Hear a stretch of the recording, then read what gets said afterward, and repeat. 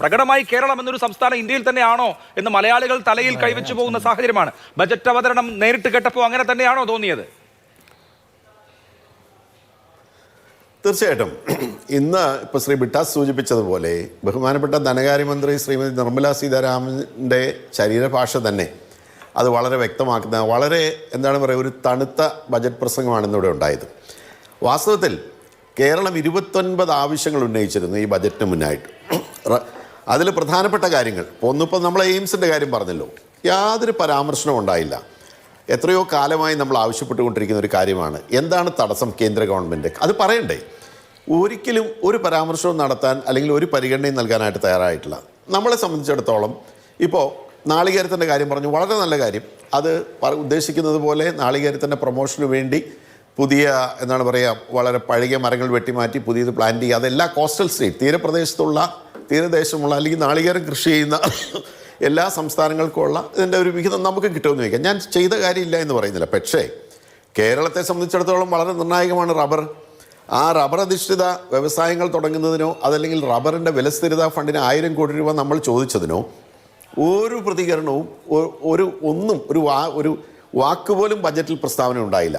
വർഷം തോറും ഇറക്കുമതിയിലൂടെ കഴിഞ്ഞ ഒരു 4-5 വർഷത്തെ ഇറക്കുമതിയിലൂടെ 8,000-ലേറെ കോടി രൂപ ഇറക്കുമതി ചുങ്കമായി കിട്ടിയിട്ടുള്ള കേന്ദ്ര ഗവൺമെൻറ് അതിലൊരു 1000 കോടി രൂപ ഈ കർഷകർക്ക്, ഈ അധ്വാനിക്കുന്ന റബ്ബർ എന്ന് പറയുന്ന ഒരു തന്ത്രപ്രധാനമായിട്ടുള്ള ഒരു സ്ട്രാറ്റജിക് ക്രോപ്പ് എന്നാണ് വിശേഷിപ്പിക്കുന്നത്. ഈ രാജ്യം ചലിക്കുന്നത് റബ്ബർ ഉള്ളത് കൊണ്ടാണ്. അത് കൃഷി ചെയ്യുന്ന കേരളത്തിൽ മാത്രമാണ് കൃഷി ചെയ്യുന്നത് ഞാൻ പറയുന്നില്ല. പക്ഷേ കേരളമാണല്ലോ ഇതിൻ്റെ ഒരു പ്രഭവ കേന്ദ്രം എന്ന് പറയാവുന്നത്. ഇതിൻ്റെ ഏറ്റവും തുടക്കക്കാരെന്ന് നമ്മളാണ്. ആ റബ്ബർ കർഷകർക്ക് ഒരു ന്യായവില കിട്ടാനുള്ള ഒരു 1000 കോടി രൂപ കൊടുക്കാൻ എന്താണ് ഇവർക്കുള്ള ബുദ്ധിമുട്ട്? അത് കൊടുത്തില്ല എന്ന് മാത്രമല്ല, അതേപ്പറ്റി മിണ്ടുന്നില്ല.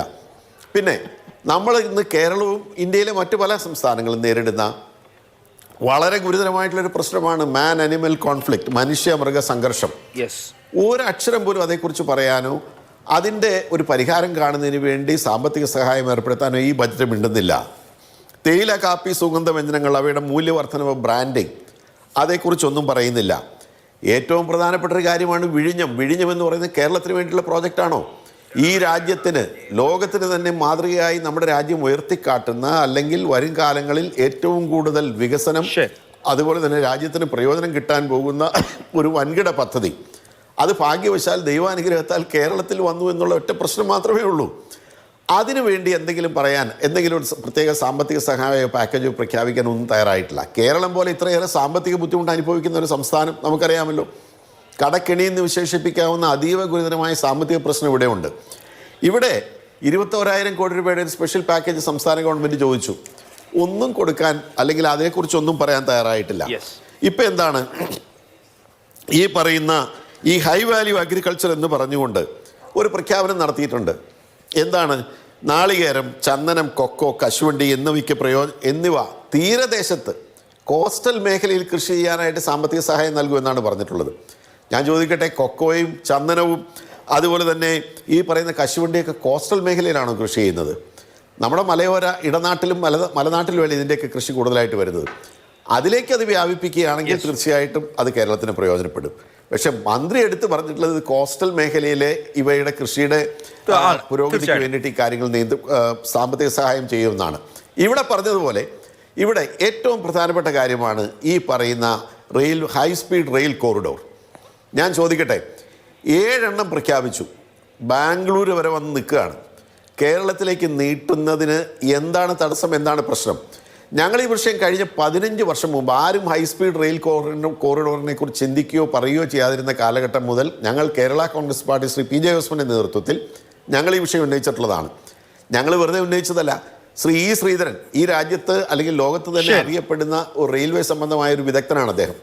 അദ്ദേഹത്തോട് കൺസൾട്ട് ചെയ്ത് അദ്ദേഹം പറഞ്ഞതിൻ്റെ അടിസ്ഥാനത്തിൽ ആദ്യം അദ്ദേഹം പറഞ്ഞത് തിരുവനന്തപുരം മുതൽ കാസർഗോഡ് വരെ ഒരു dedicated broad gauge line high speed rail corridor, അതാണ് കേരളത്തിന് ഏറ്റവും കൂടുതൽ പ്രയോജനം ചെയ്യുക. നിങ്ങളത് ആവശ്യപ്പെടാം. ഞാൻ സന്ദർഭവശാൽ ഒരു പ്ലെയിൻ യാത്രക്കിടയിൽ അദ്ദേഹത്തെ കണ്ടപ്പോൾ ഇതേക്കുറിച്ച് സംസാരിച്ചപ്പോഴാണ് അദ്ദേഹം ആശയം പറയുന്നത്. പക്ഷെ പിന്നീട് ബഹുമാനപ്പെട്ട പി ജെ ജോസഫ് സാർ അത് വികസിപ്പിച്ച് Mumbai Kanyakumari high speed rail corridor എന്നുള്ള ആശയം കൊണ്ടുവന്നു. ശ്രീ ഇ ശ്രീധരൻ അത് അപ്രൂവ് ചെയ്തു. നല്ല കാര്യമാണ്, നല്ല ആശയമാണ്. അതായത് 5 സംസ്ഥാനങ്ങൾക്ക് മഹാരാഷ്ട്ര, ഗോവ, കർണാടക, കേരള, തമിഴ്നാട്, മുംബൈ ടു കന്യാകുമാരി അത് നിങ്ങൾക്കറിയാമല്ലോ, മലയാളികൾക്ക് എത്രയോ തീർച്ചയായിട്ടും മലയാളികൾക്ക് പക്ഷേ ആ മാത്രമല്ല, എത്രയോ പ്രയോജനം നമ്മുടെ റെയിൽ നാട്ടുകാർക്കെല്ലാം കോറിഡോറിന്റെ പെട്ടെന്ന് ഇങ്ങോട്ട് വരാം. സാധ്യതയിൽ നിന്ന് എന്തായാലും ടൂറിസത്തിന് ഇപ്പോൾ വെസ്റ്റേൺ കേരളം കോറിഡോറിൽ പുറത്താണ് എന്നുള്ളതാണ് ഏറ്റവും ദൗർഭാഗ്യകരമായ സാഹചര്യം. ശ്രീ ജോൺ